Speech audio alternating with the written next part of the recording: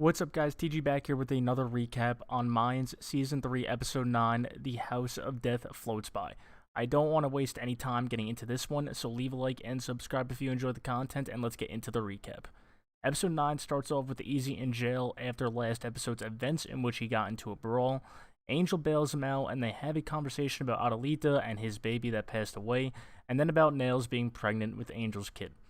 Coco wakes up and goes into the living room where Letitia is. She has a list of actual real rehabs that he can go to, but Coco says they can't afford it. When Letitia says they can ask the club for help, Coco says that is not an option because they'll kill him if they knew he was shooting up.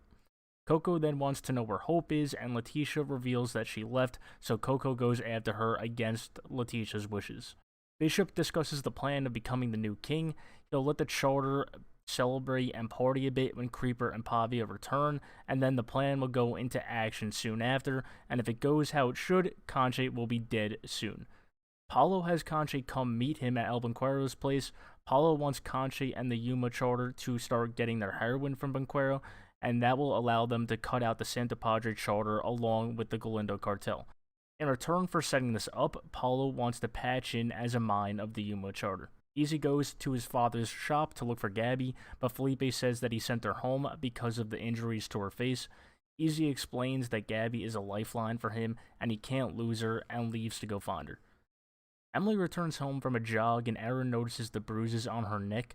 Aaron comments on it, and Emily tries to defend it, which leads to a big fight, which eventually leads to Aaron leaving the house.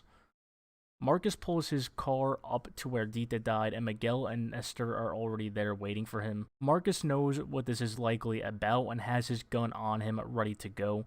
Miguel tells Marcus that Nestor told him about the motorcycle tracks discovered the night of Dita's death. Marcus is expecting Miguel to call him a traitor and possibly kill him, so he is going to grab his own gun when it's revealed that Nestor protected Marcus by saying that he was the only one that saw the motorcycle tracks and that Marcus did not know about it. Miguel tells Marcus that Emily and Easy killed his mother and orders Marcus to kill Easy as a loyalty test. Easy gets to Gabby's house and is told that she isn't home, but she eventually comes out as he's leaving. He tries to apologize, but Gabby says that she's going to Lodi to go to nursing school, and that she can't have the darkness that the mines bring to Easy inside her life.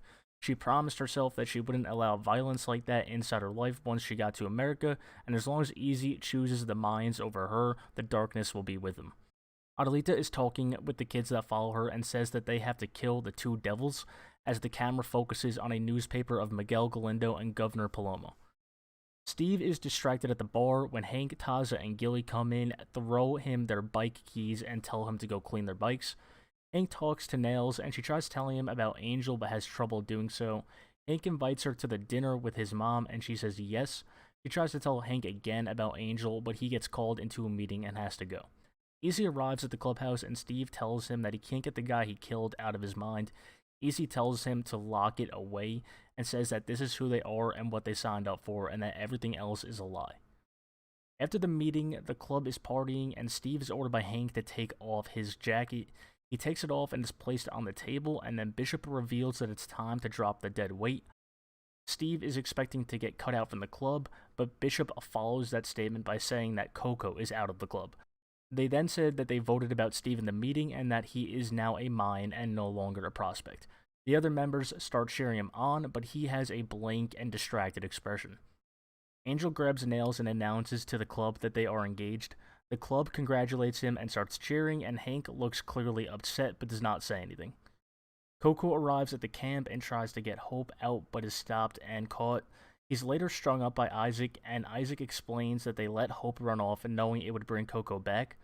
Isaac says that they plan to drain every bit of hope from Coco and then injects him against his will with a needle. Alvarez watches his kids sleep and talks to his wife about how dark he used to be before he met her and how he may have to go back to being that. Miguel sets up a bath for Emily and she gets in and drinks a glass of wine.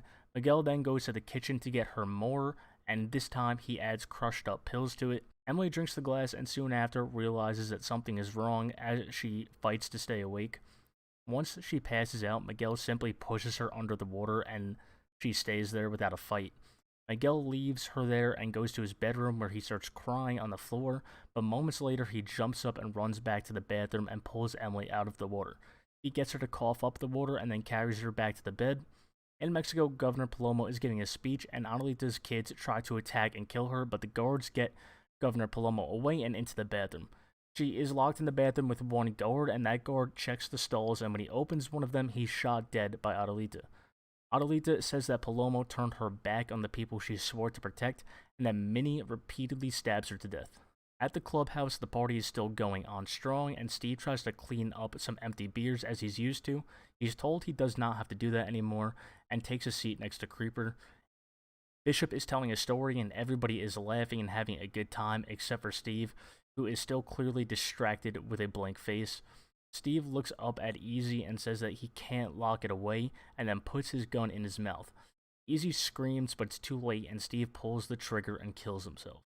Adelita tells Minnie that she has to do the final part of her plan alone, and they say their final goodbye. Adelita walks off to start her final part, which I am assuming will be Miguel. Paramedics are at the clubhouse taking away Steve's body, and everyone is clearly distraught and sad. Easy takes off from the scene and drives to Gabby's, banging on the door. When she answers, Easy says that he wants to go with her to Lodi, saying that he chooses her, and that's the end of the episode. That was easily the best episode of the season in my opinion, and maybe even the entire series. It was so intense and suspenseful throughout it. Marcus going to meet Miguel had me on the edge of my seat, and the bathtub scene with Miguel and Emily had me anxious the entire time.